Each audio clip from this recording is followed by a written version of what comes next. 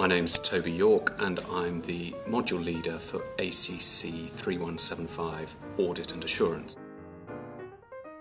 It's a professional exemption module and it covers pretty much the same syllabus that you would expect to cover in ACCA. All aspects of audit and assurance, including regulation, internal audit, internal controls, audit reporting, and everything associated with audit procedures.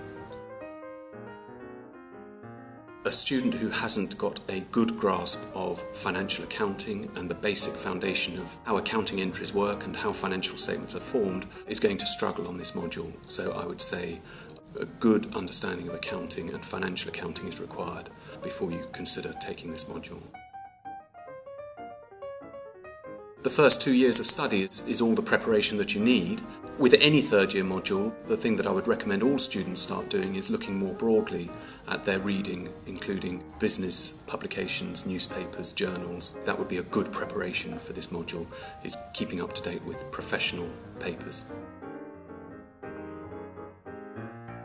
I like to think that every student is capable of passing this module. I know it has a reputation for being a difficult module, but it's not really. It's no harder than any other module. It requires particular skills that perhaps aren't studied in as much detail in other modules. So I think if you struggle with English language, if English isn't your first language, or you feel that essay writing, case study review, not your strong points, then this is probably one to be avoided. Well, it's all absolutely fascinating. It's a great module. I think one of the things that is really interesting about it is that most of the module ultimately is focused on practical case studies. So we're looking at real-world situations and we're applying theory to them. It's not a theoretical subject, and I think that's what makes it exciting. Although they find some of the work challenging, it's also very rewarding. I think they're amazed by how much they've achieved by the end of the module and what skills they've developed. Assessment criteria gets a little bit of getting used to. At the simplest level, it's 70% exam and 30% coursework.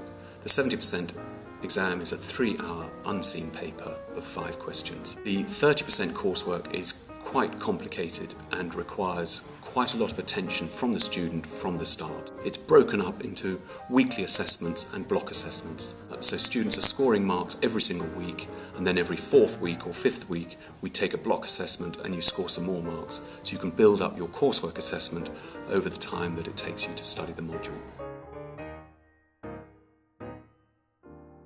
I would hope that it would really develop your analytical skills. You're certainly able to study case studies and apply theoretical knowledge in a way that you wouldn't be able to before. It gives you an insight into how the audit profession works. The other interesting aspect of it is that there's a large ethical dimension to the module. So 20% of the marks are allocated for the ethical part of the case study. So we study professional ethics and ethics more generally in quite some detail, and I think that's also interesting for students.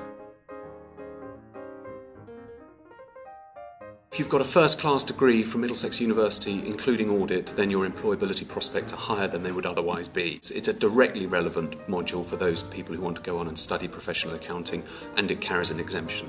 What more can I say about it being helpful to your employability?